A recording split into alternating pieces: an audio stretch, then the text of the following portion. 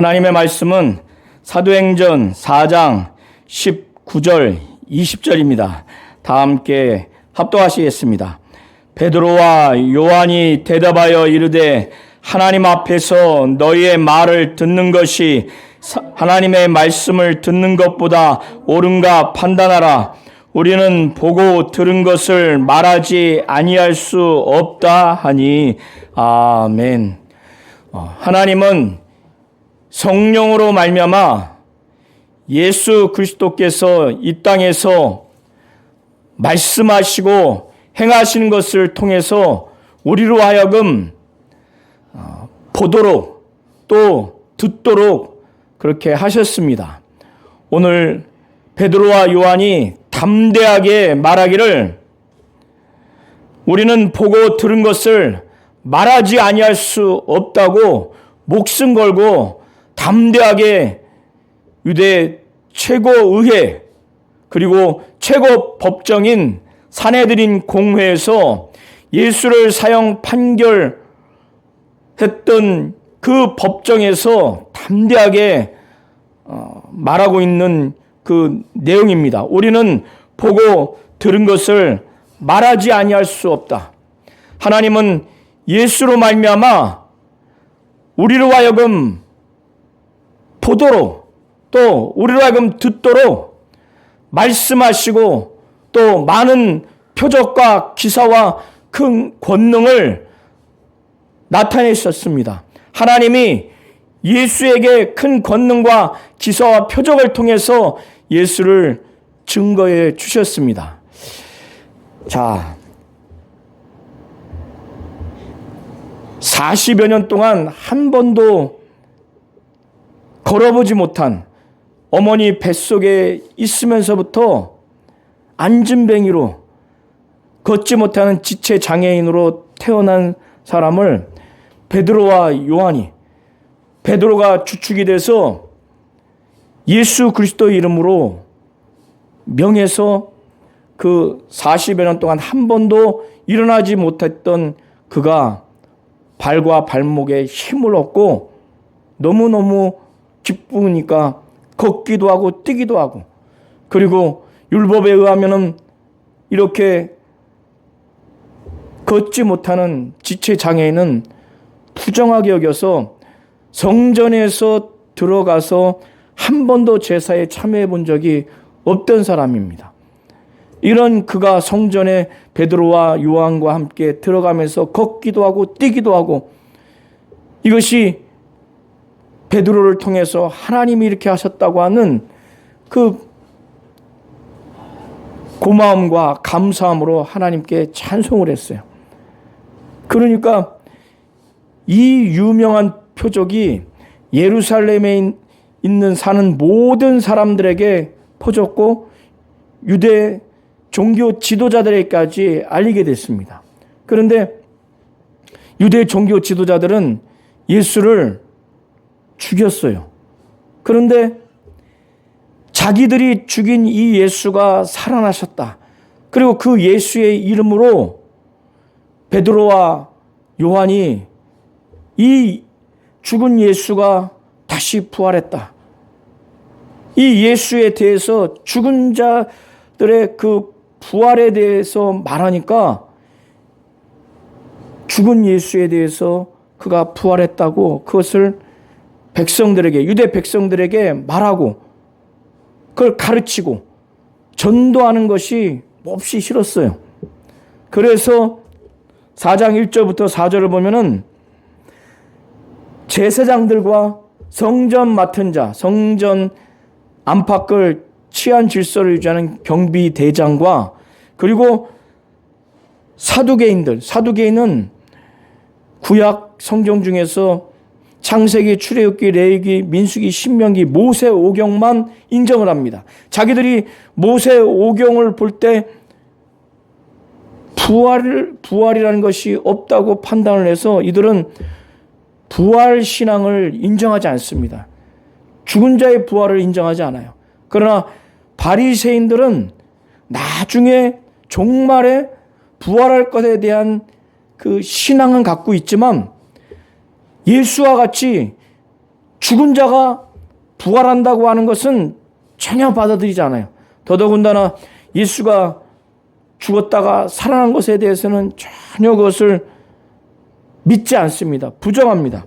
그러니까 그들이 2절에 보면은 예수 안에 죽은 자의 부활이 있다고 백성들을 가르치고 전하는 것이 아주 싫어서 그들을 잡아서 처형하려고 했는데 이미 제9시 오후 3시에 기도하러 갔다가 지체장애인을 낫게 한 다음에 설교를 한 후에 약 2-3시간이 지난 것 같아요. 그러니까 유대인의 하루가 끝나는 시간은 저녁 6시입니다. 그리고 저녁 6시가 또 하루 시작 날이에요. 그래서 그들을 옥에 가두고 다음 날까지 그들을 붙잡아 놨어요. 그런 다음에 그 결과로서 이 사도들의 말씀을 들은 다음에 그 결과는 5천여 명이나 남자만 5천여 명 정도 예수를 믿는 믿음을 얻게 됐습니다. 지금까지의 내용이 1절부터 4절입니다. 그런 다음에 5절부터 보면은 이제 산헤드린이라고 해서 유대인의 공회, 그러니까 최고 의결기관이기도 하고, 그러니까 유대교회에 있어서 의회예요. 그리고 최고 법정, 오늘 우리나라와 같이 대법원과 같은 그런 역할을 하는 그런 공회입니다. 그런데 여기에서 어떻게 했느냐? 예수를 사형 판결을 하고 죽이도록 그렇게 한 것이 산헤드린 공회예요. 그런데 이 공회에서 이제 베드로와 요한을 그 공회에 소집합니다. 이 두 사도를 옥에 갇힌 다음 날 이제 유대인의 공회, 그러니까 최고 의결 기구인 의회 역할을 하고 최고 법정인 곧 대법원 역할을 하는 이 산헤드린 공회를 소집합니다. 그래서 그들이 예루살렘에 모였는데 그 그룹들이 관리들, 이 관리들은 지도자들입니다. 대제사장들을 위시로 한 지도자들과 그리고 장로들, 사두개인들을 주축으로 하는 좀 높은 자리에 있는 그러한 자들, 장로들과 서기관들은 율법 학자들입니다. 이러한 자들이 예루살렘에 모였어요. 왜? 이 베드로와 요한을 재판을 해서 처형하려고. 그래서 그 면면을 보면은 안나스와 가야바인데 안나스와 가야바는 각각 장인과 사위입니다. 안나스는 예수님 오신 이후에 주후 6년부터 15년까지 또 16년까지, 그리고 가야바는 주후 18년부터 36년까지 각각 대제사장직을 수행했어요. 그러니까 안나스는 전직 원로 대제사장이고, 그리고 가야바는 현직 대제사장입니다. 그리고 요한과 알렉산더와 그리고 대제사장의 문중이 다 참여했어요. 그러니까 전현직 대제사장과 그리고 대제사장의 문중이 다 참여할 정도로 매우 중대하게 이들은 여기는 거예요. 그리고 긴박하게 여기는 겁니다. 그래서 산헤드린 그 유대 공회는 그 법정이 반원형으로 돼 있어서 그 구성원들이 서로 바라볼 수 있는 그런 그 위치로 돼 있어요. 그러니까 산헤드린 그 공회는 대제사장이 의장이고 지금 관리들, 장로들, 서기관들 이런 세 그룹의 사람들이 포함되어 있는데 70여 명입니다. 70명. 그러니까 대제사장까지 71명이에요. 이들이 모여서 매우 중대하게 여기고 매우 긴박하게 판결을 해서 처형을 하려고 지금 소집을 했습니다. 그런 다음에 그들을 베드로와 요한을 가운데 세웠어요. 왜 세웠는가 하면은 지금 40여 년 동안 한 번도 걷거나 뛰어보지 못한 이 지체장애자를 예수가 부활하셨다고 하고 그 부활하신 예수를 믿는 믿음을 강조하고 그 예수의 이름으로 명하니까 낫더라. 이런 표적을 일으켰고 그 표적이 예루살렘에 사는 모든 사람들에게 퍼졌고 심지어는 지금 이 71명인 산헤드린 공회 회원들까지 다 알게 됐어요. 그래서 이 상태로 내버려 두면은 놔두게 되면 이들이 볼 때 자기들이 예수는 신성 모독을 범한 십자가에 처형할 범죄인이다. 그렇게 판결을 해서 죽였는데 그 예수가 부활했다고 자꾸 전하고 가르치면 자기들의 그 입장이 어떻게 되겠어요? 자기들이 판결해서 십자가 처형한 예수가 살아났다고 하고 그가 그리스도라고 하고 메시아라고 하고 그 이름으로 40여 년 동안 한 번도 걷거나 뛰어보지 못한 이 사람이 지금 아주 건강하게 됐다. 이렇게 계속 베드로와 지금 요한은 이걸 가르치고 이걸 전하고 있는데 자기들이 이들을 붙잡아서 처형하지 않으면 이스라엘 백성들은 어떻게 되겠어요? 자기들의 권위는 어떻게 되겠어요? 자기들이 예수를 죽였는데. 그러니까 이 제자들도 범죄와 범죄를 혐의를 입증할 만한 증거를 이 법정에서 채택을 해서 처형하기 위해서 지금 소집을 한 거예요. 그래서 성전에서 예수 그리스도의 이름으로 이 40여 년 동안 한 번도 걷지 못한 이 사람을 걷게 하고 뛰게 한 이 놀라운 표적을 일으킨 이 일을 이제 신문합니다. 7절에 보면 너희가 무슨 권세와 누구의 이름으로 이 일을 행했느냐? 그런데 베드로가 예수께서 산헤드린 공회에서 사형 판결을 받기 위해서 새벽에 붙잡혀 갔을 때 다른 사람도 아니고 대제사장의 종인 여종의 그 물음에 자기가 예수를 모른다고 부인했던 그 베드로가 이제는 담대하게 말합니다. 왜 담대하게 말하는가? 8절에 잘 보세요. 이에 베드로가 성령이 충만하여 이르되 백성의 관리들과 장로들아, 성령이 충만하여 베드로가 말하니까 이전 예수를 3번이나 부인했던 베드로의 그 모습과는 전혀 다른 거예요. 이것은 이미 예수께서 예언을 하셨어요. 마가복음 13장에 보면은 예수께서 뭐라고 말씀하셨냐면 13장 9절 보시면은 너희는 스스로 조심하라. 사람들이 너희를 공회에 넘겨주겠고, 지금 넘겨졌죠. 너희를 회당에서 매질하겠으며 나로 말미암아 너희가 권력자들과 임금들 앞에 서리니 이는 그들에게 증거가 되게 하려 함이라.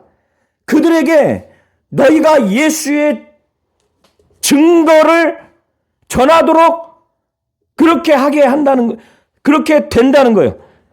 또 복음이 만국에 전파되어야 할 것이라. 사람들이 너희를 끌어다가 넘겨줄 때 무슨 말을 할까 미리 염려하지 말고 무엇이든지 그때 너희에게 주시는 그 말을 하라. 말하는 이는 너희가 아니요 성령이시니라. 그러니까 지금 이것이 이루어지는 장면이, 이에 베드로가 성령이 충만하여 말하는 거예요. 백성의 관리들과 장로들아. 이 공회는요, 예수를 죽이라고 사형 판결을 했던 의회예요. 최고 법정입니다. 그 구성원들이에요. 그런데 베드로가 지금 이 공회에서 재판을 받고 있을 때 예수를 죽였던 구성원들이라고 하는 것을 모를까요? 알매도 불구하고 두려움이 없는 거예요. 왜? 성령이 충만하니까. 예수께서 말씀하셨잖아요. 예수께서 누가복음 21장 10절부터 15절을 보시면 그 중에서 14절과 15절을 보면, 그러므로 너희는 변명할 것을 미리 궁리하지 않도록 명심하라. 내가 너희의 모든 대적이 능히 대항하거나 변박할 수 없는 구변과 지혜를 너희에게 주리라. 지금 이루어지는 장면이에요. 그래서 베드로가 성령이 충만하여 이르되 백성의 관리들과 장로들아, 만일 병자에게 행한 착한 일, 베드로는 40여 년 동안 한 번도 일어나거나 걷거나 뛰어보지 못한 이 지체 장애인에게 예수의 이름으로 일어나 걸어라! 오른손을 잡아 일으켜서 발과 발목에 힘을 얻고 뛰기도 하고 걷기도 하고 성전에 들어가서 베드로와 요한과 함께 걷고 뛰고 너무 신기하고 너무 감사해서 하나님께 찬송한 이 일이, 이 기적을 일으킨 이 일이 착한 일이라고 말하는 겁니다. 베드로가 지금 만일 병자에게 행한 착한 일에 대하여 이 사람이 어떻게 구원을 받았느냐고 오늘 우리에게 질문한다면, 지금 그것을 질문하는 것 같은데, 너희가 무슨 권세와 누구의 이름으로 이 일을 행했느냐, 이것이 만일 이 병자에 대해서 병자에게 행한 착한 일에 대하여 이 사람이 어떻게 구원을 받았느냐, 여기서의 구원은 영적 구원을 말하는 것이 아니라 지금 일어나서 걷고 뛰는 그 표적을 두고 말하는 거예요. 이 사람이 어떻게 구원을 받았냐고 오늘 우리에게 질문한다면, 그러면서 베드로가 너희와 관리들과 장로들, 모든 이스라엘 백성들은 알라. 너희와 모든 이스라엘 백성들은 알아. 모두가 알기를 바라는 간절한 마음, 매우 중요하고 매우 아주 의미 있는 내용이기 때문에 너희와 모든 이스라엘 백성들은 알라 하면서 알아야 하는 내용을 말합니다. 10절 보면은 너희가 십자가에 못 박고 하나님이 죽은 자 가운데서 살리신 나사렛 예수 그리스도의 이름으로 이 사람이 건강하게 되어 너희 앞에 섰느니라. 그래서 이 사람이 어떻게 구원을 받았느냐, 이것에 대한 질문을 하는 것이라면, 너희가 죽인 이 예수를 하나님이 죽은 자 가운데서 살리셨다. 살리신 나사렛 예수 그리스도, 그러니까 유대 최고 법정 71명 앞에서 그들은 구약 성경을 매우 잘 알아요. 매우 잘 아는 그들에게 나사렛 예수 다음에 뭐라고 표현을 했어요? 보세요. 그리스도라고 지금 붙였어요. 그리스도. 유대인들에게 있어서 그리스도, 바로 헬라어로 그리스도라고 하고 히브리어로 메시아, 바로 기름 부음 받은 자, 구원자라고 예수에 대해서 말하는 거예요. 그들 앞에서. 이것은 엄청나게 그 유대 종교법, 유대 율법에 의하면 예수를 그리스도라고 이렇게 표현하는 것 자체가 굉장히 위험스러운 발언이에요. 그런데 베드로가 하나님이 죽은 자 가운데서 살리신 나사렛 예수 그리스도의 이름으로 이 사람이 건강하게 되어 너희 앞에 섰느니라. 지금 베드로와 요한 옆에 이 지체 장애인이었던 이 사람이 옆에 바로 서 있는 거예요. 그러니까 이 사람도 대단한 거예요.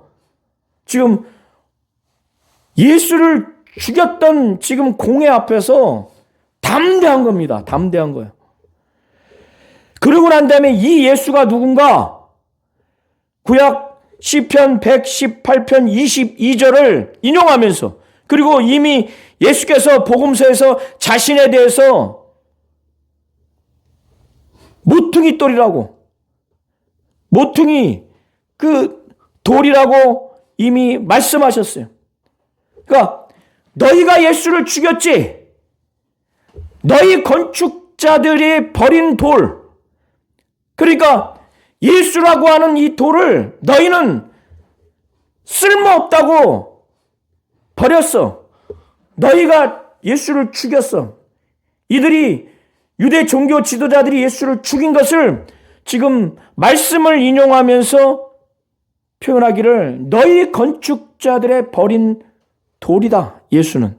그런데 이 돌을 쓸모없다고 버린 것, 바로 예수가 신성 모독죄를 범했다고 십자가에 못 박혀 피 흘려 죽인 것을 두고 말하는 겁니다. 그러나 너희가 버린 이 예수라고 하는 이 돌은 집 모퉁이의 머릿돌이 됐다. 집 모퉁이의 머릿돌은 벽과 벽 사이를 이어주는 그 역할을 하는 머릿돌입니다. 그러니까 집의 방향과 벽과 벽을 연결해주는 모퉁이의 머릿돌이어서 집에 있어서 굉장히 중요한 돌이에요. 그러니까 건축자들이 쓸모없다고 버린 돌인데, 그 돌이 그 건축자가 집는 집을 지탱해주는, 벽과 벽을 연결해주는, 또 방향을 설정해주는 아주 중요한 모퉁이돌인 거예요. 그래서 이 예수는 너희 건축자들의 버린 돌로서 집 모퉁이의 머릿돌이 됐다. 하나님이 죽은 자 가운데서 예수를 살리셔서 예수를 주가 되고 그리스도가 되게 하신 이것을 두고 지금 집 모퉁이의 머릿돌이라고 지금 베드로가 말하는 거예요. 그러면서 이 유대 종교 지도자들이 예수를 신성 모독죄라고 죽였던 바로 그것, 너희 건축자들의 버린 돌로서 이 예수는 하나님이 죽은 자 가운데서 살리셔서 주와 그리스도가 되게 하신 집 모퉁이의 머릿돌. 그래서 이것은 너희들은 예수를 하나님이고 하나님의 아들로서 메시아여 그리스도로 믿지 않고 그를 죽였지만은, 그러나 하나님은 그를 살리셔서 이 예수를 하나님이고 하나님의 아들로서 또 그리스도여 메시아 구원자로 믿었을 때 교회를 지탱하는, 하나님의 나라에 들어가게 하는 모든 믿는 자들의 매우 중요한 아주 머릿돌, 바로 모퉁이의 머릿돌 역할을 하는 그런 분이라는 거예요. 그래서 12절에 이제 실상을 말하는 거예요. 하나님이 천하, 하늘과 땅의 모든 사람 중에서 구원받을 만한, 여기서의 구원은 이제 영혼과 육체의 모든 구원을 두고 말하는 겁니다. 구원을 얻을 수 있는 다른 이름을 주지 않았기 때문에 다른 이로서는, 다른 사람으로서는 구원을 받을 수가 없다. 지금 12절에 이제 말하는 거예요. 그러니까 법정 안에서 예수를 죽였던 최고 법정과 최고 의결기구인 의회인 사내들인 공회 71명이 서슬퍼렇게 지금 보고 있는 그 법정에서 베드로와 요한이 담대하게 말합니다. 이거 목숨 걸고 말하는 거예요. 목숨 걸고. 그러니까 13절부터 보세요. 이제 71명이 베드로와 요한이 아주 눈에도 아주 흔들림이 없고 아주 담대하게 말하고, 그리고 그 내용도 자기들이 반박할 수 없는 내용을 말하니까 놀랐어요. 이 베드로와 요한은 랍비가 되기 위한 정규 교육을 받아본 자들이 아닌데, 그래서 학문이 없는 걸로 알고 있는데, 학문이 없는 범인, 일반 사람으로 알고 있는데 담대하게 말하는 것, 지탄 없이 말하는 것을 보고 이들이 놀란 거예요. 놀랐어요. 예전에 예수께서 살아계실 때도 예수도 이들이 볼 때는 랍비 교육을 정상적으로 체계적으로 받지 않는 분으로 알고 있는데 성경을 너무 잘 알아. 반박을 할 수가 없어. 유대 종교 지도자들이. 그러니까 이 베드로와 요한이 예전에 예수와 함께 있었구나. 그리고 지금 이들이 말하는 것이 반박할 수 없는 상태가 된 거예요. 그 옆에 그 병자 40여 년 동안 한 번도 걷거나 뛰어보지 못한 그 사람이 옆에 있으니까 14절 보세요. 비난할 말이 없는 거예요. 여기서 비난할 말이 없다고 하는 원어의 의미는 반박해서 논리적으로 말할 수가 없어요. 그래서 할 수만 있으면 증거를 잡아서 정죄해가지고 아주 죽이고 싶었을 거예요. 그런데 범죄 혐의가 될 만한 증거가 없어. 이 당시에 공회에서 내릴 수 있는 것은 태형이라고 해서 40에 하나 감한 매를 때리는 태장, 태형도 있고 벌금형도 있고 또 추방하는 형도 있고 또 예수님과 같이 사형 판결을 할 수 있습니다. 그러나 이 베드로와 요한은 할 수만 있으면 죽이고 싶은데 어떻게 할 수가 없어. 옆에 병자는 서 있고 이들이 예수와 함께 있던 것도 알고 있고 랍비 교육을 받지 못한 걸로 알고 있는데, 그래서 베드로와 요한이 담대하게 말함을 보고 그들을 본래 학문 없는 범인으로 알았다가, 여기서 본래 학문 없는 범인은 랍비가 되기 위한 정규 교육을 체계적으로 받지 않은 것을 두고 말하는 거예요. 그냥 일반 사람으로. 그런데 담대하게 말하니까 이거 구약까지 인용하면서 말하고 그 내용을 반박할 수가 없는 거예요. 그래서 이들에게 명령을 일단 공회에서 나간 다음에 이들끼리 의논을 해. 골치 아파. 범죄 혐의를 갖고 정죄를 해서 어떤 형태로든지 처벌을 해야 되는데 잡을 수가 없으니까 일단 나가라. 그런 다음에 71명이 논의를 해요. 이 사람들을 어떻게 할까? 이 사람들을. 이 두 사람으로 말미암아 유명한 표적, 그러니까 40여 년 동안 한 번도 걷거나 뛰어보지 않는 이 사람이 지금 걷고 뛰고 하나님을 찬송하니까 이거를 예루살렘에 사는 모든 사람들이 이걸 다 알게 됐어요. 그러니까 71명 이 공회 회원들도 그걸 알게 된 거예요. 지금 그 자기들 나름대로의 그 고민을 16절, 17절에 지금 말하는 겁니다. 이거 우리도 부인할 수 없다. 그러니까 이들이 서로 나누면서 결론 내기를 더 이상 이것이 민간에 퍼지지 못하도록 이 이후에는, 지금까지는 어쩔 수 없지만은 이 두 사람을 위협해가지고 이 이후에는 예수 이름으로 아무에게도 말하지 말게 하자. 그게 좋겠다. 별날리 방법이 없잖아요. 방법이 없다고요. 그러니까 다시 그들을 불러들였어요. 베드로 요한한테 불러서 경고합니다. 경고하기를 18절에 보면 도무지 예수의 이름으로 말하지도 말고 가르치지도 말라. 그러니까 말도 하지 말고 가르치지도 마. 예수의 이름으로. 그러니까 예수의 이름으로는 예수를 말할 수밖에 없어요. 예수가 죽은 자 가운데서 살아났다. 누가 죽였느냐? 유대 종교 지도자들, 저 공회원 71명이 죽였다. 그들이 결의해서 죽였다. 그러면은 모든 이스라엘 백성들이 만약에 그 제자들의 그 말과 가르침을 믿는다면 공회원 71명은 완전히 역적되는 거 아니에요. 그렇죠? 그러니까 예수의 이름으로 말하지도 말고 가르치지도 말라고 하는 것은 예수 자체가 어떤 분인가, 하나님이고 하나님의 아들이다, 메시아야, 그리스도다.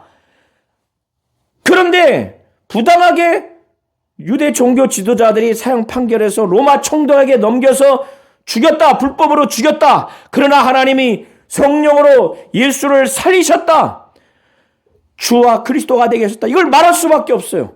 그리고 40여 년 동안 한 번도 걷거나 뛰어보지 못한 이 사람이 예수에 대한 믿음이 있고 예수 그리스도의 이름에 대한 믿음이 있어서 그 이름으로 낳게 됐다. 이걸 말하거나 가르치지 말라고 하니까 이제 베드로와 요한은 움찔움찔했을까요? 그렇지. 그게 아니에요. 그 듣자마자 19절에 보세요. 베드로와 요한이 대답합니다. 이 두 사람이 이제 시차를 두고 얘기했겠죠. 그러나 말하는 것은 동일해요. 너희가 한번 판단해봐라. 뭘 하나님 앞에서 옳은가 판단해봐라. 너희의 말을 듣는 것이 옳은지, 하나님의 말씀을 듣는 것이 옳은지, 여기서 듣는다고 하는 것은 듣고 순종한다는 것이에요. 지금 너희들이 예수의 이름으로 말하지도 말고 가르치지도 말라고 너희들이 가결한 너희들의 말, 이건 사람의 말이라는 거예요.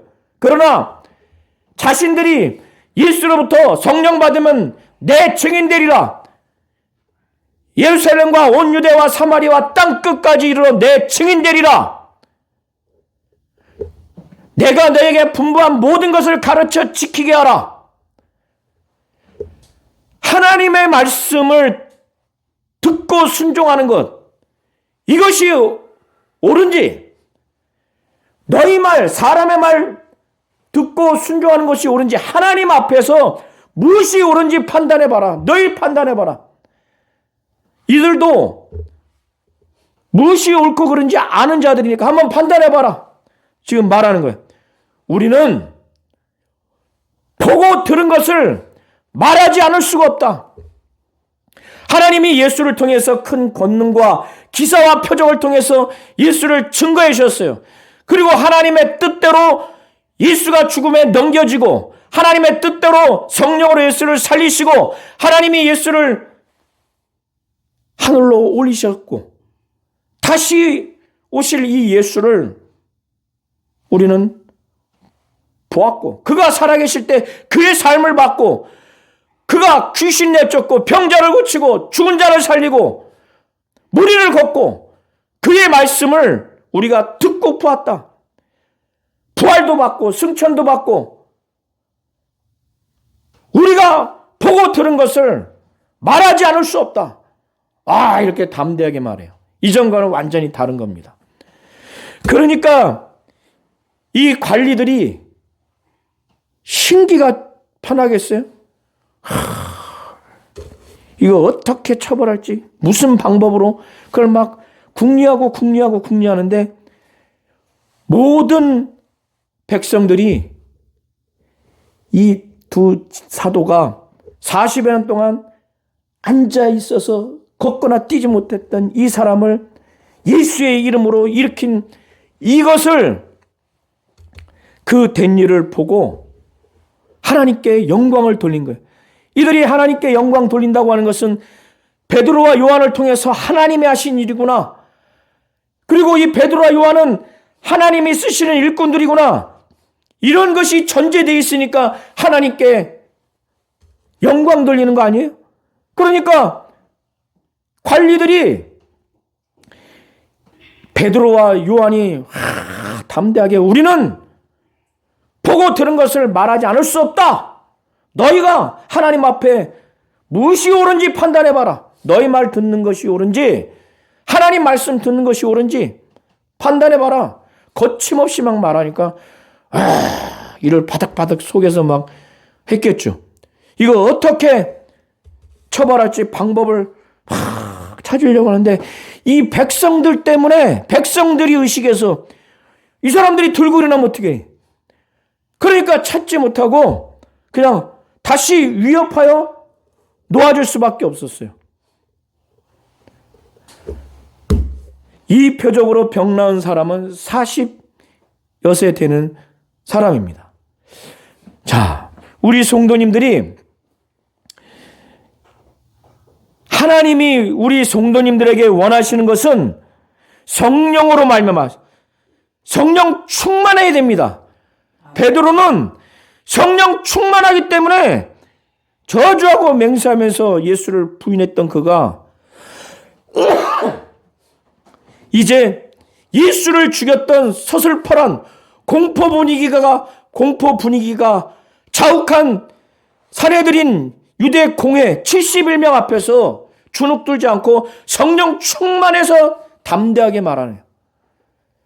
성령의 충만함으로 우리 성도님들이 신앙생활 해야 돼요. 성령 충만한 상태에서 성경을 읽어야 돼요. 성령 충만한 상태에서 예수의 말씀과 행하심을 성경을 통해서 보고 들어야 됩니다. 성령의 충만함으로 예수의 말씀을 듣고 예수의 행하신 것을 보는 자가 신앙생활을 담대하게 할 수 있는 겁니다. 성령 충만하지 않은 상태에서 예수의 말씀과 예수의 행하심을 제대로 볼 수 없고 들을 수가 없어요. 글로만 읽혀지고 예수의 그냥 이상한 행동으로만 보여줄 수밖에 없습니다. 하나님이 우리 성도님들에게 원하시는 것은 성령 충만해서 성경에 기록된 예수의 말씀을 듣고 예수의 행하신 것을 보아서 베드로와 요한처럼 이렇게 공포 분위기가 자욱했던, 예수를 죽였던 최고 법정, 최고 의회 앞에서 우리는 보고 들은 것을 말하지 않을 수 없다. 이건 목숨 건 거예요. 얼마나 공포스럽겠어요. 이런 신앙생활을 우리 성도님들이 하셔야 됩니다. 성령 충만해서 예수의 말씀을 듣고 예수의 행하신 것을 보는 그런 자가 베드로와 요한처럼 목숨이 위태로운 이런 공포 분위기에서도 담대하게 우리는 보고 들은 것을 말하지 아니할 수 없다. 이렇게 담대한 신앙생활을 할 수 있는 겁니다.